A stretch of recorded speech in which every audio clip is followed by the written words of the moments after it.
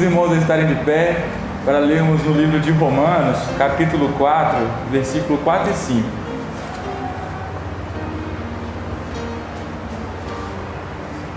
Romanos, capítulo 4, versículo 4 e 5. Pode passar aí, Pedro, por favor. Alguma coisa aí.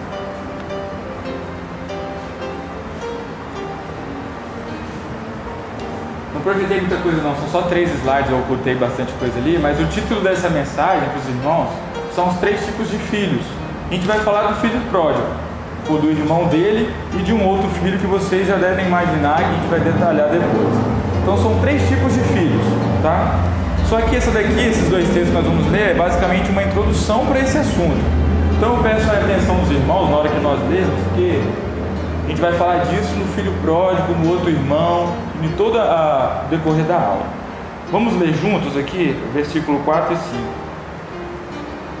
Romanos, capítulo 4, 4 e 5. Ora, aquele que faz qualquer obra, não lhe é imputado o galardão segundo a graça, mas segundo a dívida. Mas aquele que não pratica, porém crê naquele que justifica o ímpio, a sua fé lhe é imputada como justiça. Glória a Deus. Os irmãos podem se assentar. Os irmãos devem observar aqui que eu coloquei, é uma outra tradução, é da NVI. Eu gosto de falar isso também para os irmãos porque a gente tem que procurar entender a palavra do Senhor. E quando a gente lê a Almeida Corrigida, ela é a linguagem tradicional que nós usamos na igreja, né, nas demais igrejas. Mas às vezes, para entender, a tradução dela é NVI, que é a nova versão internacional, quando você lê de primeira, você já consegue identificar. Ora, aquele que faz qualquer obra não lhe é imputado o galardão. O galardão, no caso, é o salário. O salário que o trabalhador recebe não é um presente, mas é o pagamento a que ele tem direito por causa do trabalho que ele faz. Porém, a pessoa que não põe a sua esperança nas coisas que faz, mas simplesmente crê em Deus, é a fé dessa pessoa que faz com que ela seja aceita por Deus.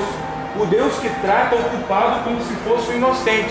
Imputado, essas palavras, é um pouco mais difícil, não está no nosso linguajar, na nossa rotina, né? Mas eu fiz questão só de colocar aqui para a gente ter um paralelo. Mas essa daqui, né, vamos com base nessa. Bom, eu fiz ali uma tabelinha ali para a gente entender melhor o que significa cada coisa. Eu vou dar alguns exemplos para os irmãos do que é viver pelo salário e o que é viver por fé ou por confiança, que nós conhecemos.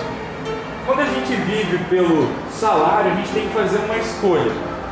E a escolha inicial que nós fazemos de viver pelo salário, quando nós entramos em uma empresa, o que a gente faz? Faz a entrevista, faz o processo, e quando a gente vai entrar, a gente fica sabendo o quê? Quanto que a gente vai receber. Levanta a mão quem já começou a trabalhar sem saber quanto vai receber. É difícil, né? Então, basicamente, a gente tem um combinado, um acordo que é feito, tem um contrato lá profissional, tem tudo isso. E um exemplo que eu gostaria de dar para os irmãos é quando a gente acorda na segunda-feira, depois que a gente já começa a escutar a musiquinha do Fantástico, já começa a bater aquela deprê, né? Todo mundo fala, hoje eu posso sorrir com a musiquinha, que amanhã eu estou de férias, é o primeiro dia. Glória a Deus, isso é muito bom. Mas basicamente quando a gente acorda cedo pela segunda-feira, que a gente vai trabalhar, geralmente a gente pensa o quê? Eu vou trabalhar e com o dinheiro eu vou pagar minhas contas, não é? Geralmente é isso. Mas quem vive pela fé, podemos dizer que, diferente de uma pessoa que trabalha empregado, o cara que é empresário, eu posso dizer que ele vive pela fé quando ele abre um negócio. Aí nisso, ele não sabe quanto que ele vai ganhar, quanto que ele vai receber, se ele vai conseguir pagar as despesas, quanto tempo que ele vai, quem já fez administração aí, eu acho que já sabe, o tempo que ele vai demorar para pagar aquele investimento. Então é um pouco, né, existe uma diferença aí daquilo que é um combinado e daquilo que é a fé, né, que é trabalhar pela fé. E quem trabalha pelo salário, ele tem uma expectativa, concorda?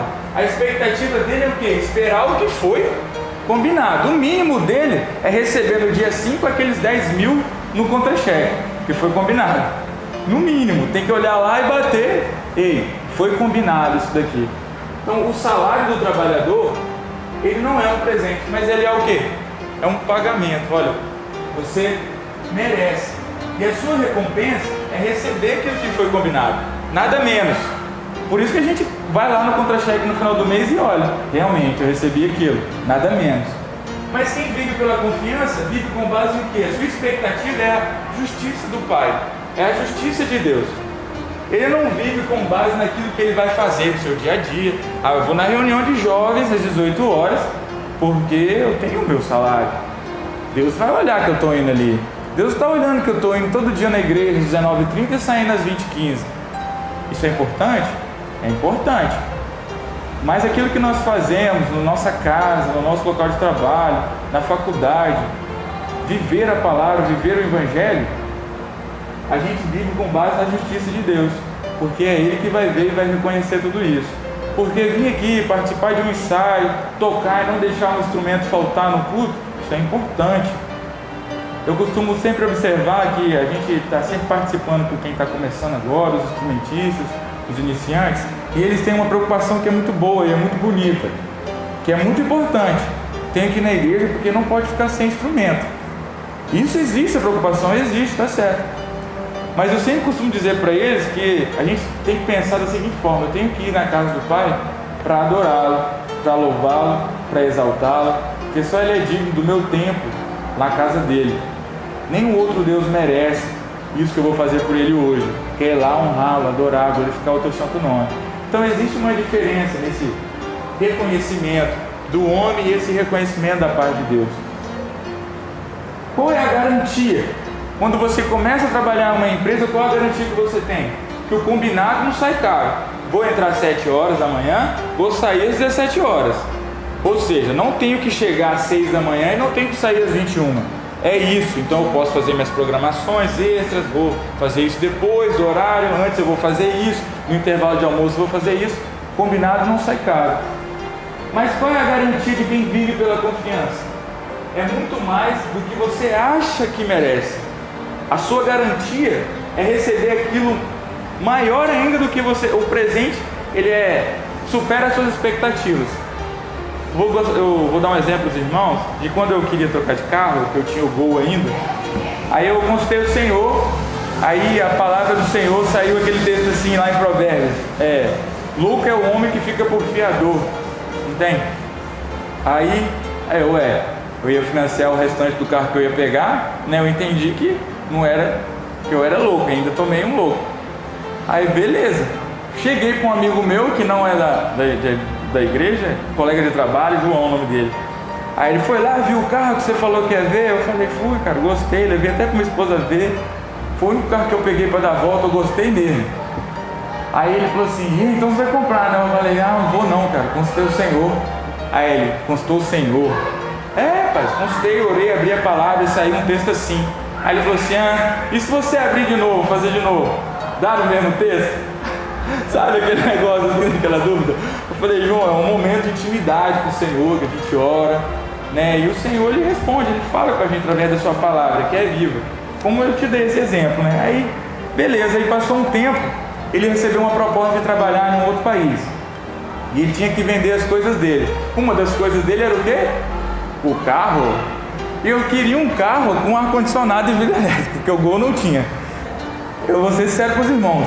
Aí só que tinha um negócio no carro, tô olhando para aquele carro lá fora, fiquei até com vergonha de falar do meu, aquele carro do Gugu ali. Mas aí tinha uma coisa que eu queria muito num carro, que era um encosto de braço. E Deus me deu um carro que eu nem achava que eu merecia, que tinha aquele encosto de braço. Sabe, eu nem estava olhando um carro mais, mas eu queria. Parece simples para os irmãos, mas dirigir encostando o braço aqui é muito bom, tá?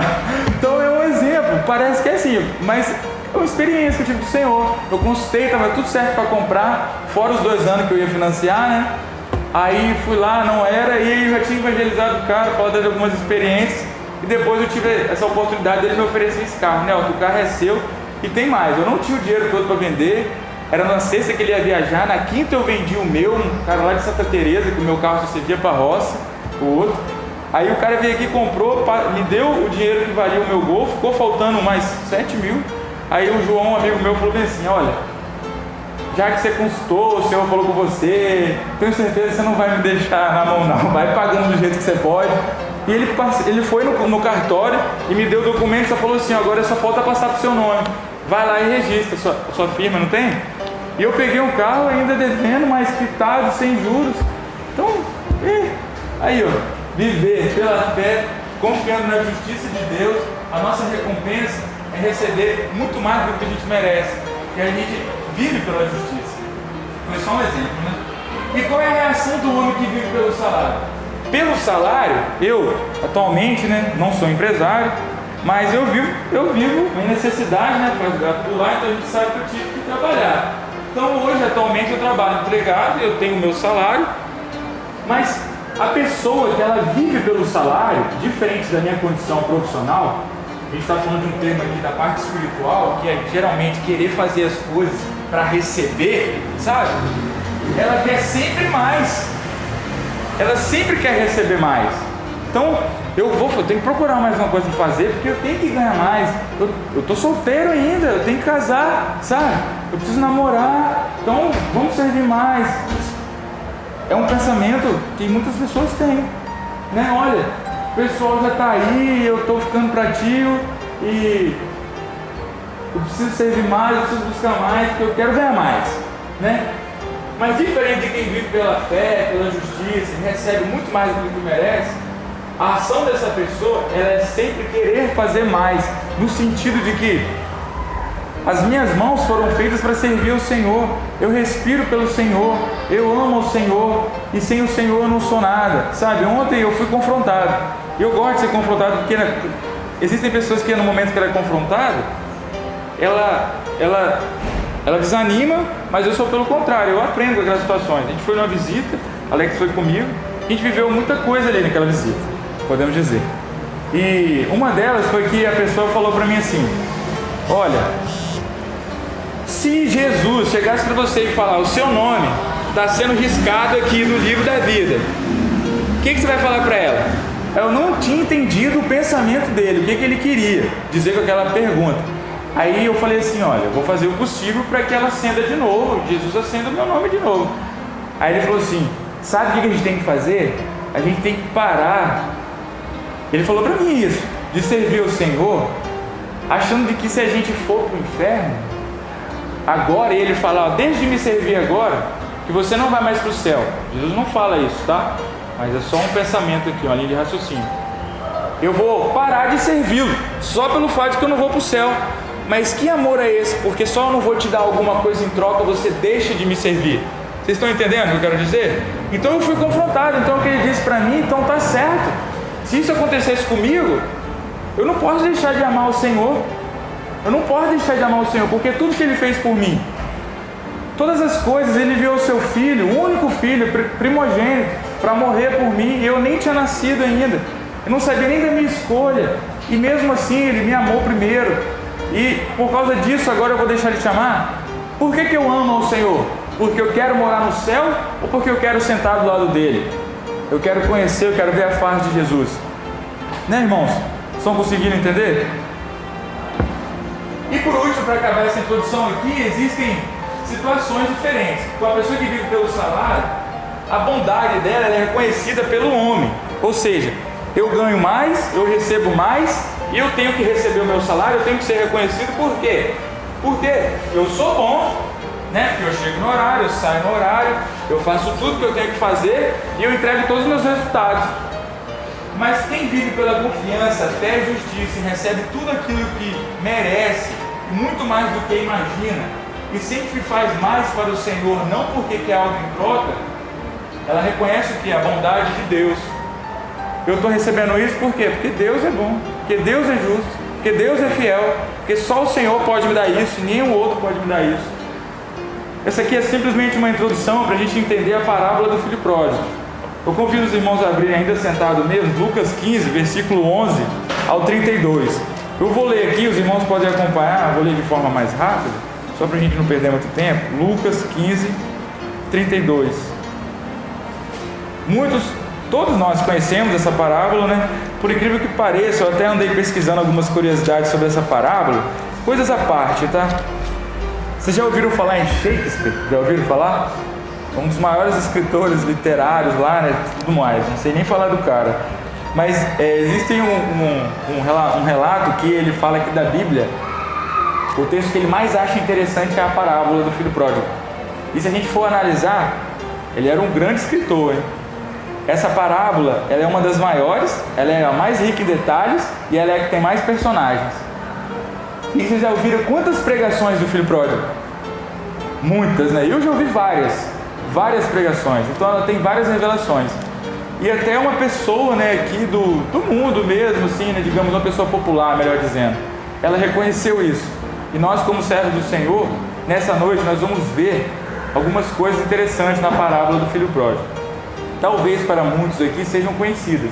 Agora, com base nessa introdução que a gente acabou de falar, eu vou deixar ela aqui por enquanto, a gente vai entender melhor um pouquinho daquilo que a gente vai tentar explicar para os irmãos aqui. Bom, Lucas 15, no versículo 11 ao 32. Os irmãos abriram aí? Amém? Lucas 15.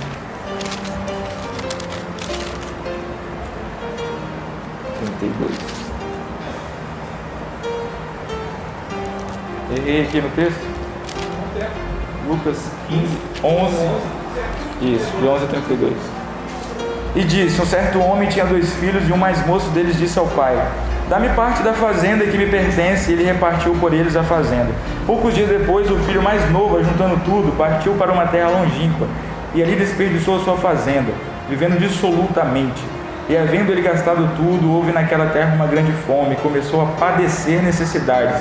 E foi e chegou a um dos cidadãos daquela terra, o qual mandou para que os campos apacentar porcos, né? E desejava encher os seus estômagos com as bolotas que os porcos comiam, e ninguém lhe dava nada. E caindo em si, disse: quantos trabalhadores de meu pai têm abundância de pão, e eu aqui pereço de fome? Levantar-me-ei e irei ter com meu pai, e dir-lhe-ei: pai, pequei contra o céu e perante ti, já não sou digno de ser chamado filho, faze-me como um dos teus trabalhadores. Eu vou ler o versículo 32 aqui para a gente fechar. Mas era justo alegrarmos e regozijarmos, porque este teu irmão estava morto e reviveu, tinha se perdido e foi achado.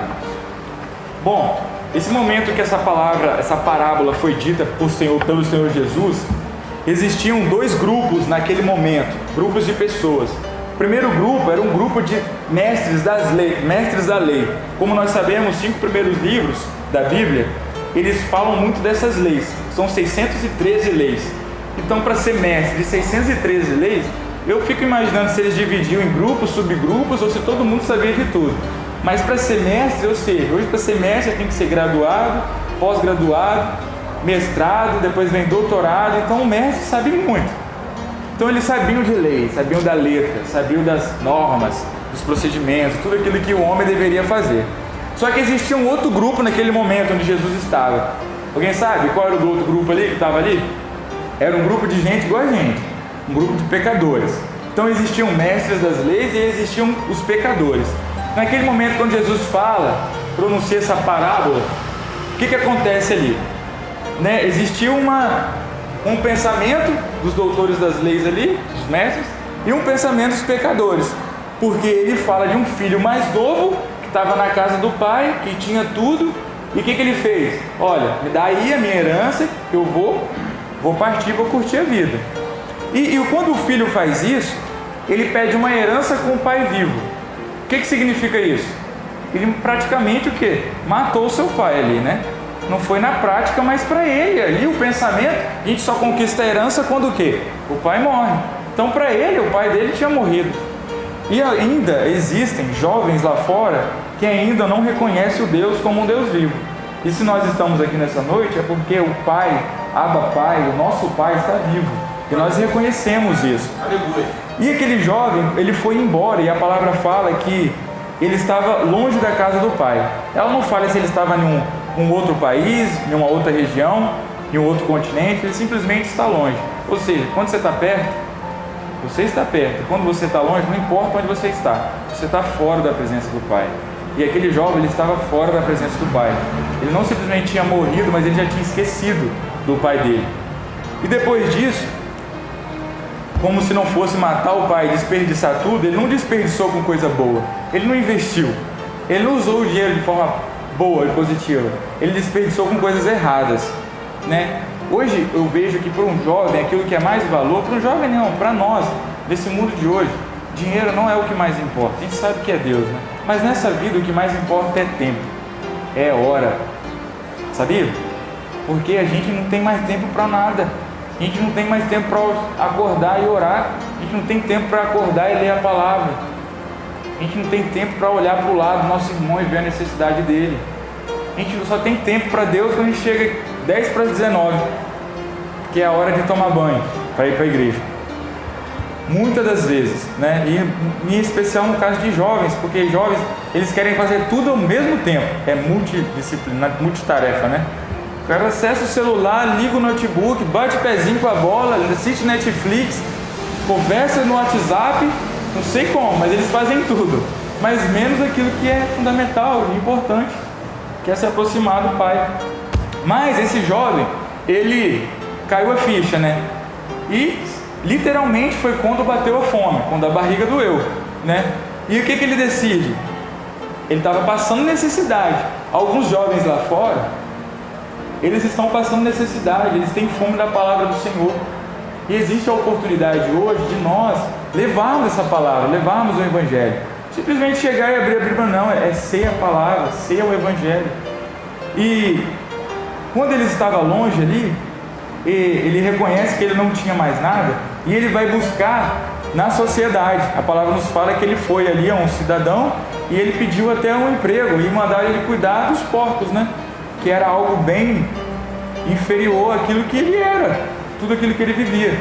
E naquele momento ele reconheceu, né, que ele teve vontade de comer aquilo que ele via que os porcos comiam. Sabe o que é isso? É que ele não tinha outra opção, ele não via outra comida, ele não via outro alimento. Porque se ele visse o que nós vemos hoje de alimento, por exemplo, uma refeição boa, ele ia ter vontade de comer o que ele via, mas ele nem via aquilo mais. E a pessoa que está lá fora, longe de Deus hoje, ela não vê essa opção que nós temos, ela não conhece a palavra do Senhor e ela está com fome. E muitas das vezes aquelas pessoas, elas vêm por causa de uma necessidade. Talvez eu, talvez você, hoje estamos aqui porque um dia nós tivemos alguma necessidade e através disso nós voltamos para a casa do Pai ou conhecemos o nosso Pai a partir disso.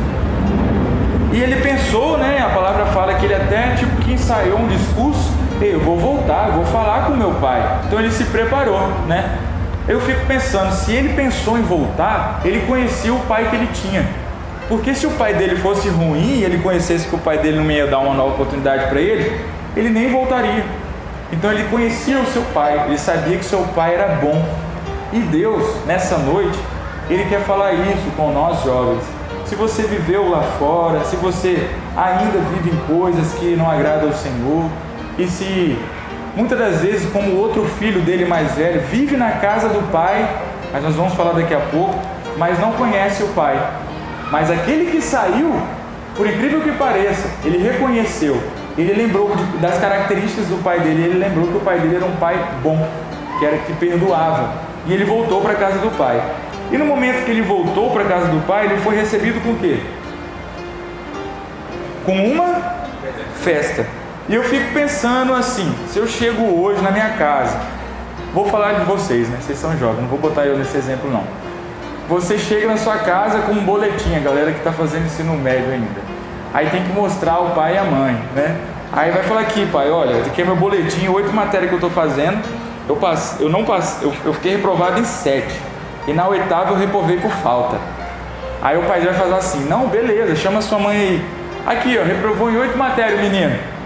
Faz o seguinte, chama os amigos tudo da igreja, manda chamar aqueles que tocam, traz o baterista, compra 30 quilos de picanha e 20 litros de Coca-Cola. Vamos fazer uma festa.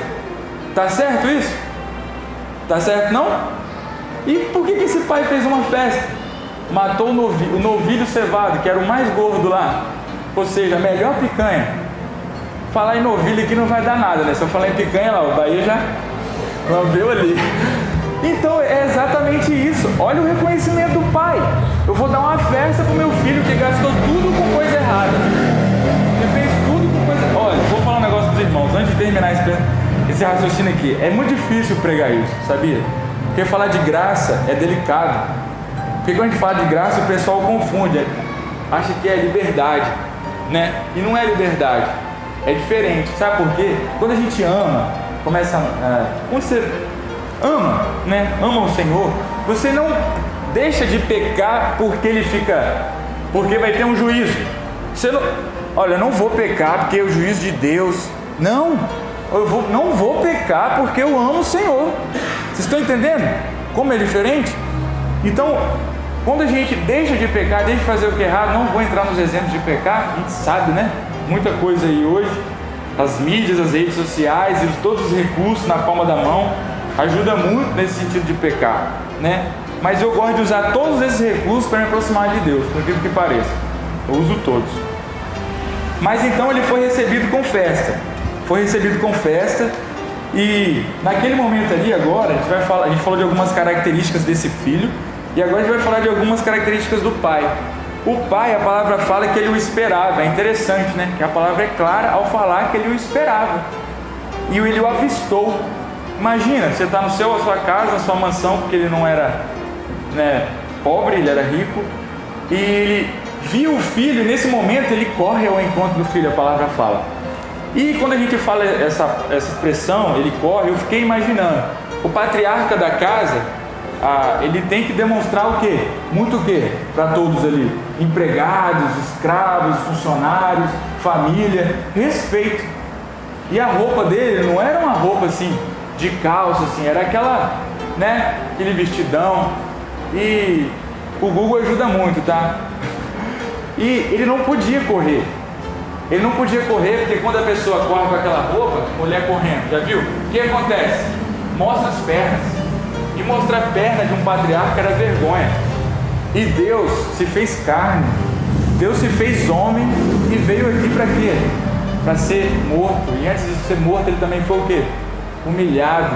Ele sofreu por amor às nossas vidas. E através de tudo isso que Deus fez, hoje nós estamos aqui.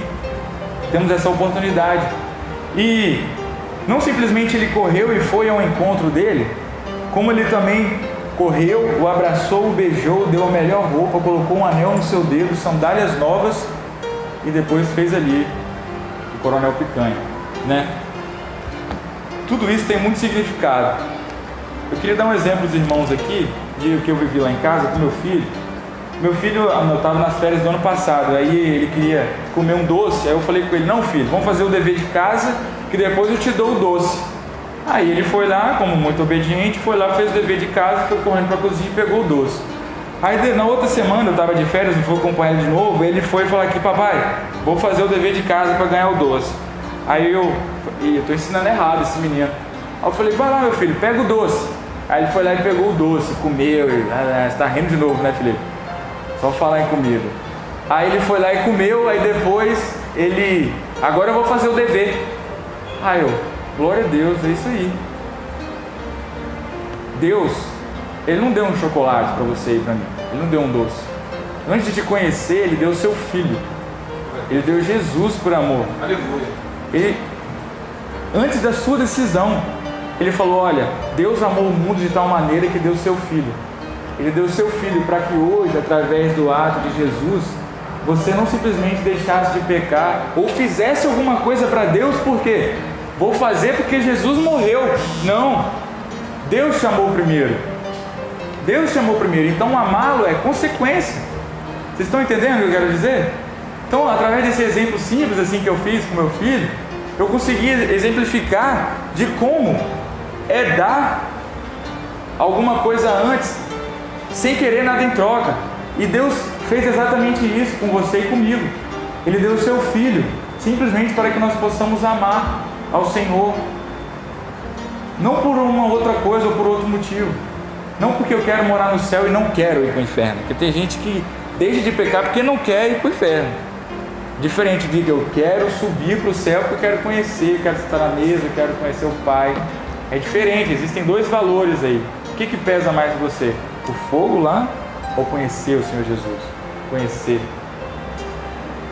Então, ele ficou muito alegre com esse retorno, né? Deu essa festa. Agora a gente vai falar um pouquinho das características do filho mais velho, que tem com base tudo isso que a gente falou aqui. O filho mais velho, ele estava no campo. E nesse momento que ele estava no campo, ele estava fazendo alguma coisa que era combinado. Olha, vai para o campo, trabalha lá, que quando você voltar, você vai ter aquilo que você merece, que é o seu salário. Então, a palavra fala que perto da casa, ele ouviu as músicas, as festas lá, e ele voltou. Só que quando ele chega na casa, ele vê a festa e fala com o pai. Fala com o pai nada, ele nem vai com o pai, ele vai com um dos empregados. E ele chega para o empregado: o que está acontecendo aí? Que negócio é esse? Está tendo uma festa, eu estou trabalhando igual um escravo lá, vocês estão dando uma festa aqui, nem me chamaram. Aí o que acontece? O escravo fala: olha, seu irmão voltou, seu pai está feliz da vida. Detalhe que o escravo fala: seu irmão voltou, vive com saúde. Olha o retorno do empregado: vive com saúde. Aí ele fica todo zangadinho, né? Ao invés de ficar feliz, reconhecer que o irmão dele voltou, o que ele faz? Ele fica zangado, não se alegra com o pai e ainda vai tirar a satisfação com o pai. Chegando lá, ele fala: olha, eu estou aqui trabalhando, combinado, né? A única coisa que eu esperava era o quê? Meu salário. Não, você está tendo, beleza. E no mais? No mais que você nunca me deu nenhum bezerro para eu fazer um churrasco com meus amigos. Você deu um boi para ele aqui, o melhor, e nem um bezerro o senhor me deu. O que ele queria? Sempre mais. Ele sempre quer ganhar mais. Mas ele é um trabalhador, ele é um funcionário. E nesse momento, ele fala: olha, anos de trabalho como um empregado, nunca desobedeci uma ordem sua. Ele fala: olha aqui, de novo, nunca desobedeci, estou fazendo certinho para ganhar tudinho, entendeu? Diferente de que eu estou fazendo porque eu amo, diferente porque o Senhor é tudo para mim, e independente de porção que o Senhor vai me dar aqui quando morrer, eu vou te honrar e vou viver para o Senhor. Ele não conhecia o coração do pai, porque se ele conhecesse o coração do pai, ele não chegaria e falava assim para o pai: olha, eu estou aqui, mas esse seu filho, quando ele fala esse seu filho, ele afasta até que ele é irmão dele. Ele nem fala meu irmão, ele nem fala isso, ele fala mas esse seu filho. O que quer dizer isso? É falta de união, falta de amor entre os irmãos de sangue, da mesma família. Enquanto ele poderia ter dito: olha, meu irmão voltou e o Senhor está alegre, vamos entrar nessa festa e vamos festejar, chamar até meus amigos também. Ele não falou nada disso, ele só quis criticar. Eu acho que tem um... não é agora não. Só que agora, diferente desses dois filhos, a gente vai falar de Jesus, que nesse caso é a margem do terceiro filho que eu vou falar para vocês. Jesus sempre esteve com o Pai? Sim ou não? Sim. Ele conhecia o coração do Pai? Sim. Tanto que eles são o quê? Um, né? E Jesus, ele viu um dia que o Pai, ele amava a humanidade. E eu vou fazer uma reflexão aqui com os irmãos. Isso não está na Bíblia, não é heresia também, né? Tem uns irmãos que gostam de falar aí, sempre comentam: não, estava na Bíblia. Mas eu li num livro uma historinha que fala bem assim, ó. Reflexão, tá, irmãos? Jesus chega para o pai e fala assim: pai, o que o senhor está olhando? E o pai fala assim: eu estou olhando para ver se meus filhos voltam. E Jesus fala assim: pai, eu acho que eles não sabem o caminho. Aí Jesus fala: então me envia até eles, que eu vou mostrar o caminho. Aí Deus fala com ele assim: olha, mas eles vivem na mentira, o adversário sempre coloca coisas lá e recursos para que eles afastem de mim, da minha palavra. Então me envia para que eu seja a verdade. E depois fala assim, Deus fala: mas eles estão mortos, eles não vivem. Então me envia e faz de mim a vida, faz com que eu seja a vida. E diferente do filho pródigo, quando ele voltou, houve uma festa, eu vou lá e vou fazer uma festa com eles. Eu vou morrer, e através dessa morte eu vou ressuscitar e eles vão ter direito à vida eterna. Meus irmãos, Jesus, jovens, Jesus veio até aqui não simplesmente para nos dar uma vida eterna, mas era uma vida eterna com o Pai. É o Pai da eternidade, é o príncipe da paz, é o Rei dos reis. Jesus deixa de ser nesse momento primogênito, único, para ser o que agora? Unigênito, o único, para ser primogênito, ou seja, o primeiro de muitos.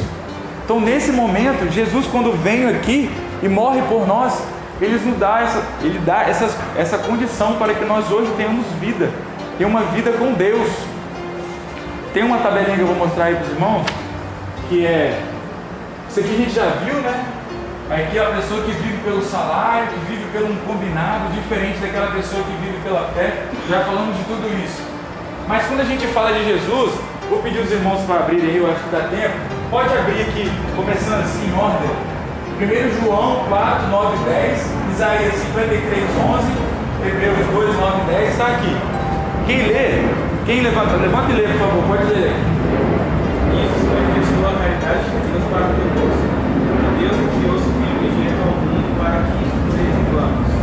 Isso está a caridade, não em que nós tenhamos amado a Deus, mas em que Ele nos amou a nós, e enviou seu Filho para a propiciação pelos nossos pecados. A decisão de Jesus, a escolha dele, foi mais que com combinado com o Pai, foi mais que pela fé que ele tinha, foi pelo amor que ele tinha com o Pai. Pai, eu te amo, eu vou lá, eu vou fazer isso por amor ao Senhor. A expectativa de Jesus, e quem abriu Isaías 53, 11, leia alto, Vanessa. Ele verá o trabalho de sua alma e ficará satisfeito. Meu servo, com o seu conhecimento, justificará a luz, porque as iniquidades deles levará sobre si. Isaías profetizou que Deus ficaria satisfeito com o penoso trabalho do Senhor Jesus. O penoso trabalho do Senhor Jesus não ia dar vida para todos nós, e Deus, Ele ficará satisfeito com o justo, o único, ficará satisfeito. Então, a mensagem do terceiro filho, a expectativa de Jesus para com o Pai era que Deus ficaria satisfeito com o seu trabalho. Vocês estão entendendo, irmãos? E qual é a recompensa que o Senhor Jesus teve com isso? Ele deixou de ser unigênito para ser primogênito. Hebreus 2, 9. Quer ler, Mariana? Vemos, porém, coroado de glória e de honra aquele Jesus que fora feito um pouco menor que os anjos, por causa da paixão da morte, para que, pela graça de Deus, provasse a morte por todos. Porque convinha que aquele, para quem são todas as coisas mediante quem tudo existe, trazendo muitos filhos da glória, consagrasse pelas aflições o príncipe da salvação deles. Trazendo muitos filhos à glória, deixou de ser o único. Qual a recompensa? Ganhou um monte de irmão, né? E a garantia que Jesus tinha, que seríamos salvos. Quem abriu aí? Alguém abriu? Você está solteiro, olhou para o lado, o cara abriu a Bíblia, você já pode dar. Mas Deus demonstra o seu amor por nós. Cristo morreu em nosso favor quando ainda éramos pecadores. Como agora fomos justificados por seu sangue, muito mais ainda por meio dele, seremos salvos da ira de Deus. Seríamos salvos. Garantia que o Senhor Jesus disse: Pai, eu vou lá, eu vou porque eu te amo, porque o Senhor vai ficar satisfeito comigo, eu vou trazer um monte, e olha, vai ficar tudo salvo. Qual é a reação? Na casa, depois disso, tipo assim, acabou o projeto, né? Só que eu vou fazer algo mais, eu vou voltar e vou preparar moradas. Não simplesmente eu venho aqui levar, só que eu vou lá também, eu volto, e quando eu voltar, vou preparar morada. Você quer melhor que isso? Jesus preparar as moradas. E a bondade. Marcos 10, 18. Alguém abriu aí? Abriu não? Pulei. Aqui é assim, tem que ser dinâmica, obra dinâmica. Marcos 10, 18. Pode ler, Thiago, está aí aberto? Ah, tá. Lê aí, 14, 1 a 3. Pode ler. Tudo os nossos corações, credes em Deus, credes também em mim. Na casa de meu pai há muitas moradas. Se não fosse assim, eu teria dito, por vós preparei um lugar. E se eu for, vós preparar um lugar, virei outra vez e preparei para mim mesmo, para que onde estiver, estejais vos também. Abriu aí, Alex. E Jesus lhe disse: por que me chamas bom? Ninguém é bom senão um, que é Deus. O próprio Senhor Jesus reconhece que Ele veio aqui porque é o amor de Deus. Pode passar. Por último, e nós? Qual a nossa escolha? É um combinado? Você vive por um combinado? Vou lá tocar porque eu quero casar. Vou lá tocar porque eu quero quebrar a porta. Vou lá ensaiar porque hoje é domingo, né? Ou eu vivo pela confiança, pela fé em Deus e amo ao Senhor acima de todas as coisas. Qual a sua expectativa? Assim como Jesus é a satisfação do Pai, é a alegria do Pai, aquele paralelo que a gente fez, né? Deixe de pecar para não ir para lá, ou eu peco porque eu amo, simplesmente para vê-lo sorrir comigo. Qual a recompensa que nós temos? Irmãos, unidade. Hoje nós estamos aqui em corpo, em família, em unidade. Se Jesus ele foi preparar muitas moradas, significa que tem muitas oportunidades. Tem muitas casas lá, ou mansões, né? Eu penso em mansões. E a gente tem que levar, tem que ocupar essas casas lá. Não simplesmente pensar lá, você quer ter vizinho? Não, vizinho lá vai ser bom, pelo menos diferente daqui, né? Vai ligar som alto, né? Fazer aquela bagunça toda, reforma no domingo. Meu vizinho hoje está reformando. Tá. Eu nem vou tirar um cochilo da tarde. E qual a garantia que nós temos? De Jesus era que nós seríamos salvos. E hoje, a garantia que nós temos é que nós temos vida eterna com Deus. A reação que o Senhor Jesus teve é que Ele ia preparar moradas. E o nosso papel aqui na terra é evangelizar, para ocupar esses blocos. E a bondade. O filho que ficou em casa, reconhecia que ele era bom. Não, esse é seu filho. Ele gastou tudo.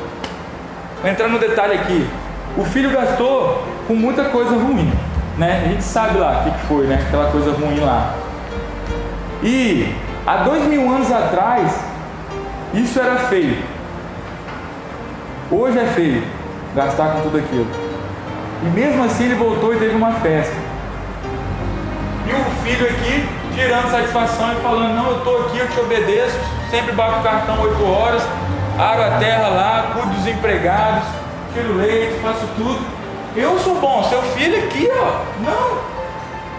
Bom é o Pai, o amor é de Deus. Bom, com essa palavra, ela é uma palavra muito oportuna para nós jovens, porque a gente entra também nessa categoria de jovens, porque o mundo hoje ele tem oferecido muitas coisas, e com todas essas coisas, todos os recursos e a falta de tempo, que a gente sempre fala aqui, a gente tem que selecionar e escolher que tipo de filho a gente quer ser. Será que você é como um filho mais novo, que anula a existência do pai, que está vivo, né? Como ele fez ali, como se o filho tinha morrido, e ele mesmo sabendo que o pai o amava, ele anulou essa existência, ele gastou tudo com as coisas que eram ruins. Tudo aquilo que a gente está falando aqui não é só dinheiro e recurso, para nós é o nosso tempo. Estou sendo incisivo em falar que o nosso tempo, nosso dia a dia, ele não pode ser simplesmente trabalho, vir à igreja e receber uma bênção. Eu costumo dizer que a igreja é o restaurante. Eu venho aqui quando eu quero comer alguma coisa diferente, mas o arroz com feijão que eu como todos os dias é onde? Você sai para restaurante todo dia, sinceramente? Comer no Ilha do Caranguejo todo dia? Não. Isso aqui é o restaurante, aqui é onde a gente tá, sentar na mesa, entendeu? Mas a sua casa, na sua mesa, entendeu? Aquilo que você prepara, aquilo que você precisa. Ei, eu preciso de tomar um whey agora, né? Você não vai achar o whey aqui, você vai ter que se fortalecer. Eu não sei a sua necessidade aqui, o pastor não sabe, é você que sabe lá, ó, preciso me dedicar mais à oração. Vamos aqui, pesquisar a oração, vai no Google antes, pesquisa, depois volta, entendeu? E buscar a palavra do Senhor, ter momento de intimidade, orar ao Senhor, ir no secreto, falar com Deus, falar com o Pai. E como o filho mais velho, que fazia certinho, né, como eu falei, porque meu pai me dá, ele achava que era isso. E também amando simplesmente as coisas do pai, ao invés de amar o seu pai, né? E existem pessoas hoje que ainda elas buscam o Senhor porque elas querem alguma coisa, diferente de buscar o Senhor porque eu amo meu pai, eu amo estar na casa do pai, eu amo servir meu pai, ele é tudo para mim.